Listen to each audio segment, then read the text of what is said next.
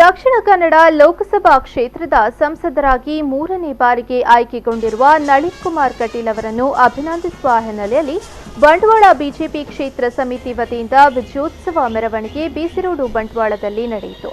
ಹೊಳಲಿ ಕೈಕಂಬ ದ್ವಾರದಿಂದ ಆರಂಭಗೊಂಡ ಮೆರವಣಿಗೆ ಬೀಸಿರೋಡು ಮೂಲಕ ಸಾಗಿ ಬಂಟ್ವಾಳ ಪೇಟೆಯುದ್ದಕ್ಕೂ ಸಂಚರಿಸಿ ಚಕ್ರಬೆಟ್ಟುವಿನ ಬಳಿಗೆ ಸಾಗಿತು. ಈ ಸಂದರ್ಭ ಸಂಸದ ನಳಿನ್ ಕುಮಾರ್ ಕಟೀಲ್ ಅವರನ್ನು ಶಾಸಕ ರಾಜೇಶ್ ನಾಯ್ಕ್ ಉಳಿಪಾಡಿ ಮಾಲೆ ಹಾಕಿ ಅಭಿನಂದಿಸಿದರು.